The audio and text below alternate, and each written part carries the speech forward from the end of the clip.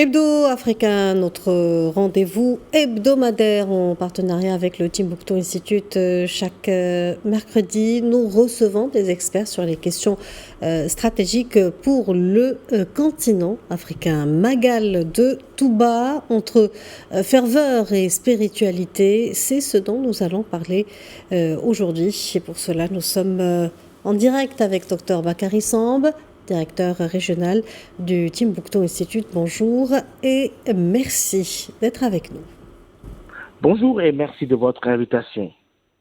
Alors, docteur Bakary Samb, vous êtes l'auteur de l'ouvrage Islam au Sénégal, d'où viennent les confréries, le Sénégal et les diasporas mourides à travers le monde célèbre ce vendredi le grand Magal de Touba, symbolisant le départ en exil de Cheikh Ahmadou Bamba.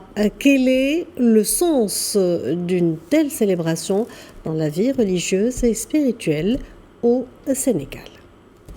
Oui, vous savez que les confréries ont une place particulière dans la vie religieuse au Sénégal. Et les figures religieuses, en même temps, sont des héros nationaux.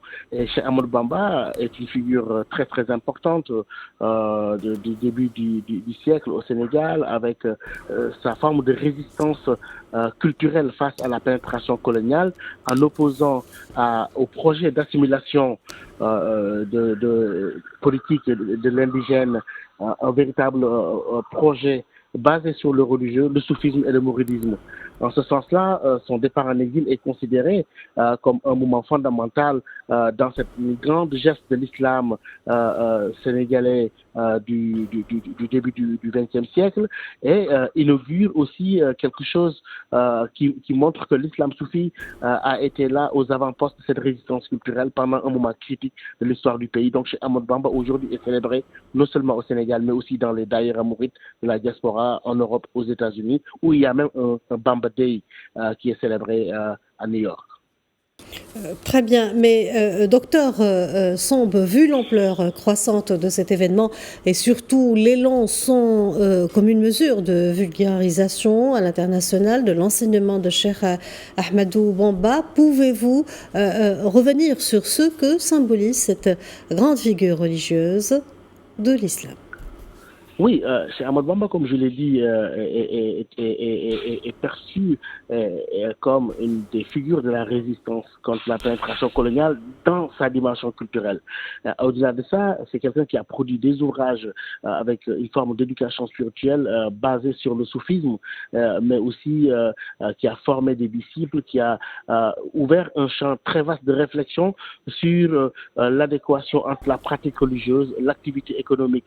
Et tout le monde le sait, le culte du travail chez les mourides est un principe très très très important. On parle même de la sacralisation du travail comme étant un principe religieux. Donc Cheikh Ahmadou Bamba, sur ce plan, a innové, mais aussi a su adapter cet islam aux réalités du Sénégal, avec une pédagogie différenciée, en formant des érudits, mais aussi en divulguant un enseignement qui a été largement diffusé à travers le Sénégal, mais aujourd'hui jusque dans la diaspora aussi. Bakary Samb, vous vous référez beaucoup au concept de Jihad pour la paix, titre du nouvel ouvrage de Serigne Abdouaziz Mbacké Majalis. Finalement, quelle leçon pourrait-on tirer de l'enseignement de Cheikh Ahmadou Bamba en tant que viatique pour les jeunes générations, surtout dans ce contexte africain et international marqué par les violences et l'extrémisme? Oui, si le Sénégal est resté un îlot de stabilité dans cet océan d'instabilité sous-régionale, si aussi le mouridisme continue à progresser avec un islam de paix et a même des ramifications en Europe, aux États-Unis, accepté par ces sociétés dont on sait parfois la méfiance vis-à-vis de l'islam.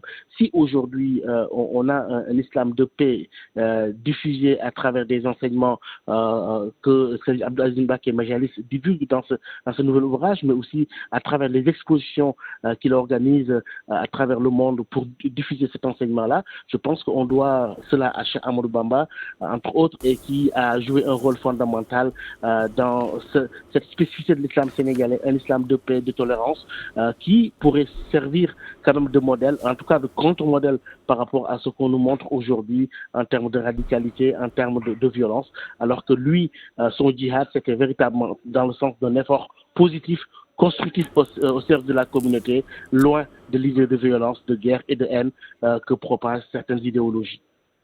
Docteur Bakary Samb, merci pour cet éclairage. Je rappelle que vous êtes directeur régional du Timbuktu Institute.